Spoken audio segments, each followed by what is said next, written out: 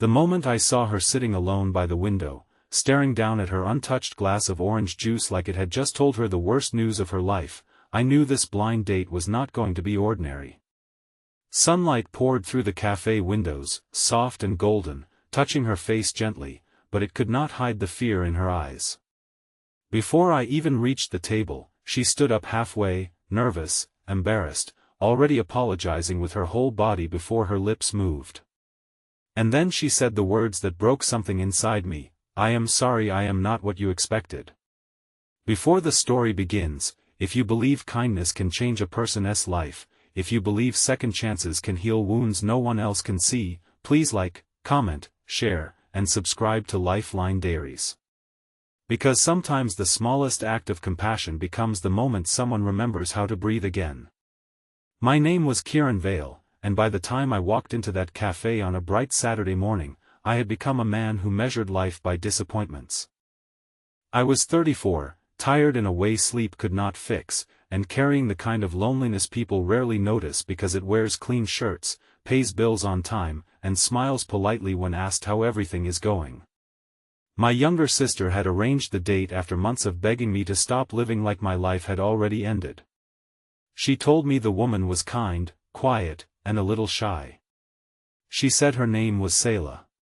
She did not tell me anything else, and I did not ask, because honestly, I had stopped expecting anything beautiful to happen to me. The cafe was warm and busy, filled with the soft sounds of morning life. Cups clicked against saucers, a child laughed near the counter, and outside, cars moved lazily through the sunlit street.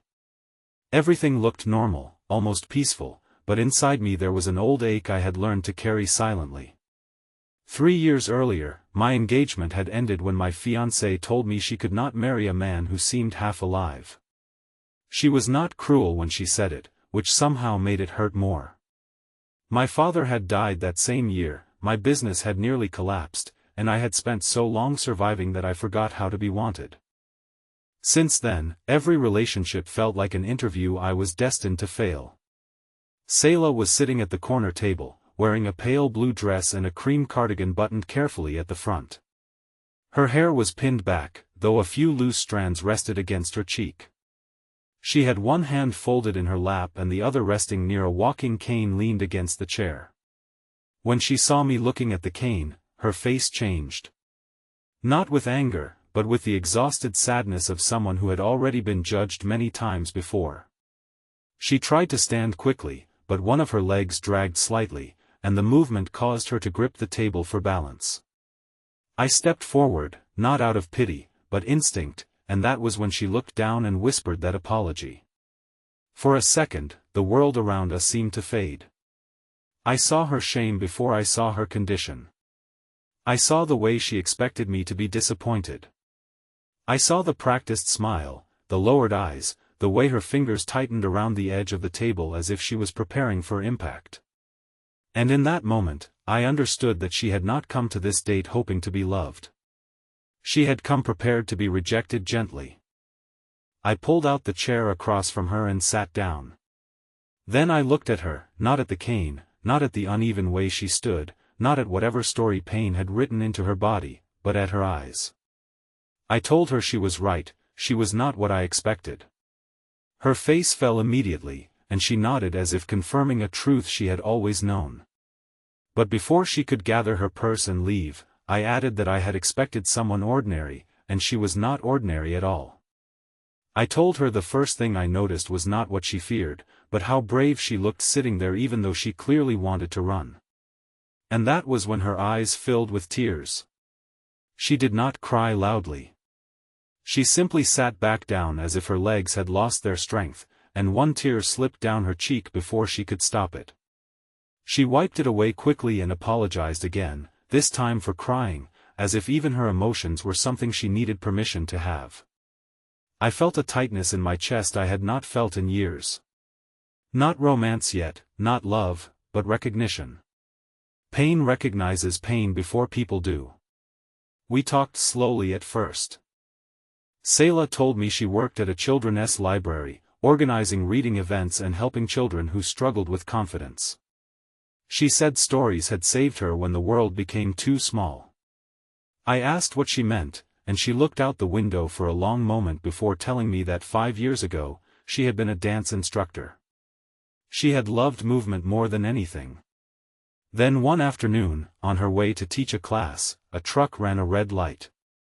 She woke up in a hospital with broken bones, a damaged hip, and a life that no longer obeyed her plans. Doctors told her she might walk again, but dancing would never be the same.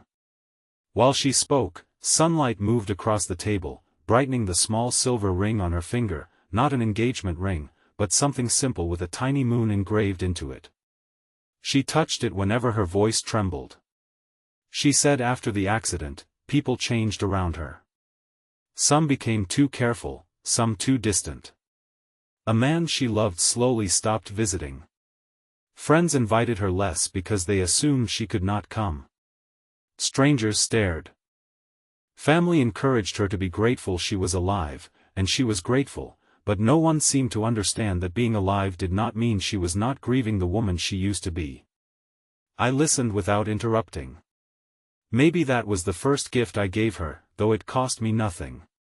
In return, she asked about me, and I nearly gave the usual answer, the clean version people prefer. But something about Selah's honesty made lying feel disrespectful. So I told her about my father, about the failing business, about the engagement that ended in a quiet apartment with 2 cups of untouched tea on the table. I told her how I had become useful to everyone but close to no one. I admitted that sometimes I woke up on Sunday mornings with no reason to get out of bed except habit. The strange thing was, neither of us tried to fix the other. We just sat there in that crowded café, 2 wounded people in daylight, speaking carefully, like we were placing broken glass on the table and trusting the other not to cut themselves with it. By the time the waiter brought fresh coffee, Selah had smiled 3 times.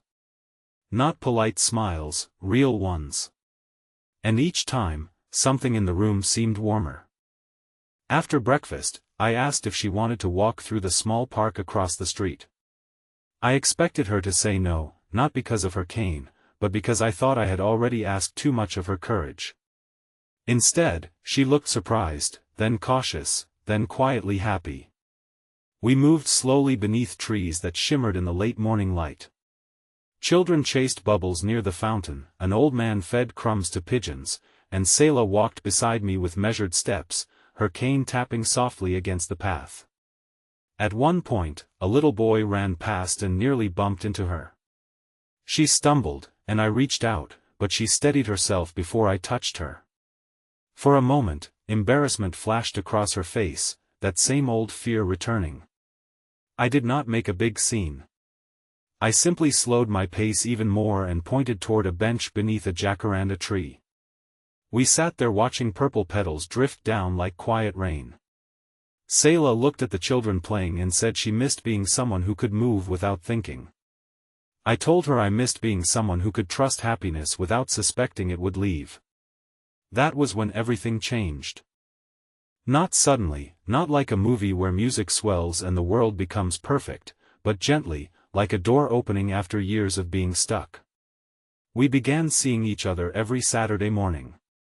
Sometimes we went to the café. Sometimes we visited bookstores, quiet museums, or the library where she worked. She introduced me to children who adored her because she never made them feel small. I watched a shy little girl with a stutter read a full page aloud because Selah stood beside her, smiling like every word was a victory. I saw then that Selah had not lost her grace.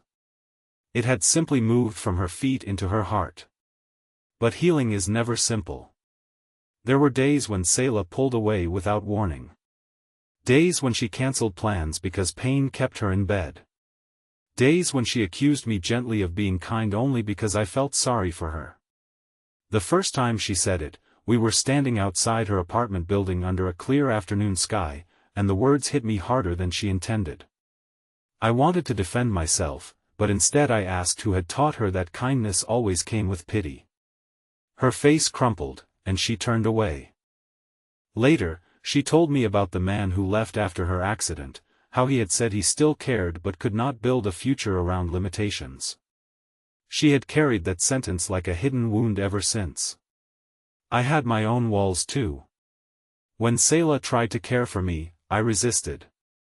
I was used to being the strong one, the dependable one, the man who arrived early, paid the bill, fixed the leak, carried the groceries, and never admitted he was falling apart. One afternoon, she found me sitting in my closed shop after a supplier cancelled a major contract. I had not answered her messages, and she came anyway, moving slowly through the aisles with her cane until she found me behind the counter. I expected questions, advice, concern wrapped in pressure. Instead, she sat beside me on the floor and stayed there. She did not tell me to be strong. She let me be tired. Months passed, and the world did not become easy, but it became less empty. My business slowly recovered because I started caring again. Selah began attending physical therapy more consistently, not because she wanted to become acceptable to anyone, but because she wanted to reclaim pieces of herself for herself. I went with her sometimes, sitting in the waiting room while she worked through pain with quiet determination. On good days, she laughed after a difficult step. On bad days, she cried in the car. Both felt sacred because she no longer hid them from me. One Saturday, almost a year after our first date, Selah invited me to a daytime event at the library. The children were performing short readings and songs for their parents. The room was decorated with paper suns and handmade flowers. Selah wore a soft green dress, and her cane had a small ribbon tied near the handle because one of the children insisted it looked too serious. She looked nervous in a way I had not seen before. When I asked why, she only said there was something she needed to do. Near the end of the event, music began playing from a small speaker. It was gentle, slow, almost like a lullaby. Selah stepped into the open space at the front of the room. For a moment, everyone grew quiet. She held her cane in one hand, closed her eyes, and began to move. It was not the dancing she had done before the accident. It was smaller, slower, shaped by pain and limitation. But it was beautiful. Every movement carried a story. Every careful turn seemed to say that broken things could still hold rhythm. The children watched with wide eyes, and some parents quietly wiped tears from their faces. I stood in the back of the room, unable to breathe. I remembered the woman at the café who had apologized for not being what I expected. I remembered the lowered eyes, the trembling hands, the belief that she was less because life had changed her body. And now there she was in full daylight, not hiding, not apologizing, not asking anyone to approve of her existence. When the music ended, the room erupted in applause, but Selah looked only at me. Her eyes were wet, but this time there was no shame in them. After the event, we walked outside into the warm afternoon. The sky was bright, and the street smelled of rain from a passing shower that had already disappeared. Selah asked me if I remembered what she said on our first date. I told her I remembered every word. She asked if I still thought she was not ordinary. I looked at her, at the woman who had taught children to believe in their voices, who had taught me that love was not rescue but recognition, who had turned pain into tenderness without pretending it did not hurt. I told her ordinary people survive by hiding their scars, but she had learned to turn hers into light. She covered her mouth as tears filled her eyes again. But this time, when she cried, she did not apologize. She leaned into me, and I held her in the middle of that sunny sidewalk while people moved around us, unaware that an entire life had just become new. I realized then that the reply I gave her on our first date had not only changed her. It had changed me too. Because in telling her she was more than what she feared, I had accidentally spoken to the broken part of myself as well. If this story touched your heart, please like, comment, share, and subscribe to Lifeline Diaries. Your support helps stories like this reach someone who may be sitting alone right now, believing they are not enough, waiting for one kind word to remind them they still matter. Special request: comment kindness heals if you believe every wounded heart deserves to be seen with love. 2 years later, on another bright morning, I stood in that same café by the window, waiting as Selah walked toward me in a simple ivory dress, her cane decorated with tiny white flowers. We were not having a blind date this time. We were meeting our families before our small wedding at the garden across the street. She paused near the table where we had first sat, touched the back of the chair, and smiled through tears. I asked what she was thinking, and she said that once, she had believed that table was where another rejection would begin. Instead, it became the place where her life started opening again. I took her hand, and together we stepped into the sunlight. She still walked slowly, and I still carried old grief in places no one could see, but we were no longer apologizing for the parts of us that had survived. We had learned that love does not always arrive as fireworks. Sometimes it arrives on an ordinary morning, in a quiet café, across from someone who expects disappointment, and it says, gently and truthfully, "You are not what I expected. You are more."